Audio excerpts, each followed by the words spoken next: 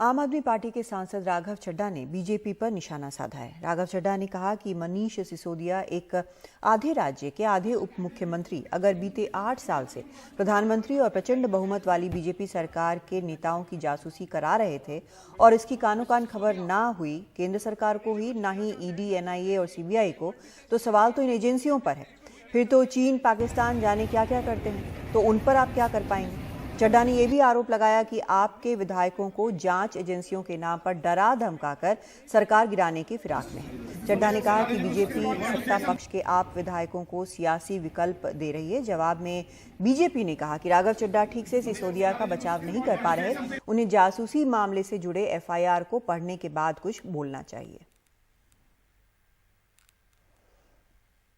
पिछले 8 साल से यह आरोप लगाया गया कि मनीष सिसोदिया प्रधानमंत्री मोदी जी और बीजेपी के बड़े बड़े नेताओं की जासूसी करा रहे हैं। इसके चलते उन पे सीबीआई का एक और मुकदमा दर्ज हो गया। अगर ऐसा हो रहा है तो सबसे बड़ा सवाल तो भारत की एजेंसियों की और केंद्र सरकार की काबिलियत पे खड़ा होता है। अगर 8 साल से आप एक आधी सरकार का आधा मुख्यमंत्री, उप मुख्यमंत्री आपकी जासूसी करा रहा था और आपको 8 साल तक पता नहीं लगा, तो फिर चीन और पाकिस्तान आपके साथ क्या क्या कर रहा है, उससे तो फिर आप क्या ही लड़ पाएंगे। सीबीआई और एनफोर्समेंट डायरेक्टरेट के पास मनीष सिसोदिया जी के खिलाफ रत्ती भर भी केस नहीं है, सबूत नहीं है, एविडेंस नहीं है। एक ही मकसद है भारतीय जनता पार्टी का कि मनीष सिसोदिया जेल से बाहर ना निकल पाए, और उसी मकसद के चलते आज ये प्री ट्रायल बेल ना मिले, pre trial jail Manish Sisodia ji को मिल जाए, इस पॉलिसी पे केंद्र में बैठी बीजेपी की सरकार लगातार चल रही है। मैं साफ तौर पे कहना चाहता हूं कि यह पूरा केस एक क्लासिक एग्जाम्पल है abuse of process of law का।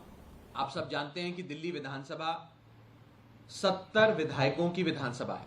आम आदमी पार्टी के 70 में से 62 विधायक हैं, 62, और बीजेपी के मात्र 8 विधायक हैं। लेकिन उन 8 सीटों की बदौलत भारतीय जनता पार्टी दिल्ली विधानसभा में नो कॉन्फिडेंस मोशन लाकर केजरीवाल सरकार गिराना चाहती है। सरकार गिराने के लिए आपको विधायक चाहिए। विधायक अगर बीजेपी की तरफ हो गए तो सरकार गिर जाती है।